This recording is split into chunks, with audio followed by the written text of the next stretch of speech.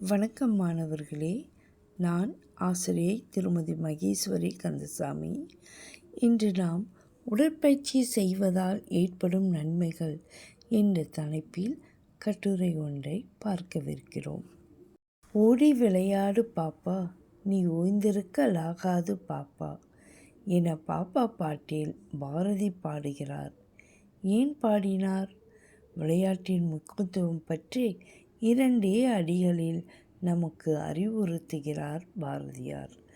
அதே சமயம் இன்றைய அவசர உலகத்தில் யாரும் உடல் ஆரோக்கியத்தை பற்றி கவலைப்படுவதே கிடையாது. ஒவ்வொரு நாளும் நாம் அரை மணி நேரமாவது உடற்பயிற்சி செய்வது சாலச் சிறந்தது. நாம் தினசரி உடற்பயிற்சி செய்து வந்தால் நம் உடல் மற்றும் மூளை புத்துணர்ச்சியுடனும் ஆரோக்கியமாகவும் இருக்கும் என்பதனை நம்மில் பலரும் அறிந்துள்ளனர். உடற்பயிற்சி செய்வதனால் நாம் என்றும் சுறுசுறுப்பாக இருக்க முடிகிறது. உடற்பயிற்சிகள் நமது இரத்த ஓட்டத்தை சீராக்குகிறது என்றால் அதை யாரும் மறுப்பதற்கில்லை. இதன் பலனாக நாம் சீரிய சிந்தனை செய்யும் ஆற்றலை பெற முடிகிறது என்றால் அது மிகையாகாது. தொடர்ந்தாற்போல நாம் தினசரி உடற்பயிற்சி செய்வதால் நம் உடலிலிருந்து அதிகப்படியான வியர்வை வெளியாகும். இது நம்மை சோர்வடைய செய்யும். ஆனால் தொடர்ந்து உடற்பயிற்சி செய்து வந்தால் உடல் உறுதி அதிகரித்து அயற்சியை குறைக்கும். அது மட்டுமின்றி தொடர்ச்சியாக உடற்பயிற்சி செய்தால் நோய் தடுப்பாற்றல் சக்தி அதிகரிக்கும்.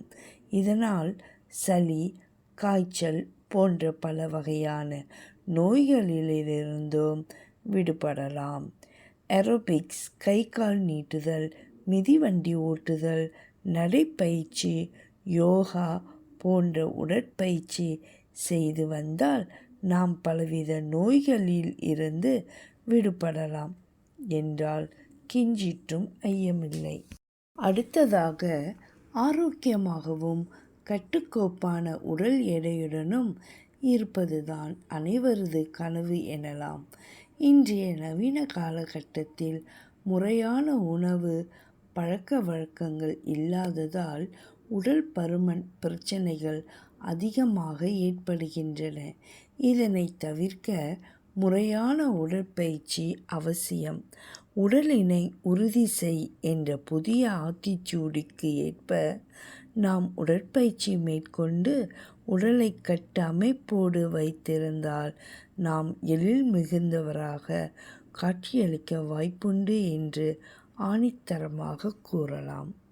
நோயற்ற வாழ்வே குறைவற்ற செல்வம் என்பதற்கேற்ப நோயின்றி வாழ்வதே நாம் பெறுகின்ற மிகச்சிறப்பான செல்வமாகும். எனவே நாம் நம் உடல் நலத்தில் அக்கறை கொண்டு முறையான உடற்பயிற்சிகளின் மூலம் உடல் ஆரோக்கியத்தை பாதுகாக்கலாம். உடல் இருந்தால்தானே சித்திரம் வரைய முடியும் என்றால் அது வெள்ளிடை மலை. நன்றி மாணவர்களே.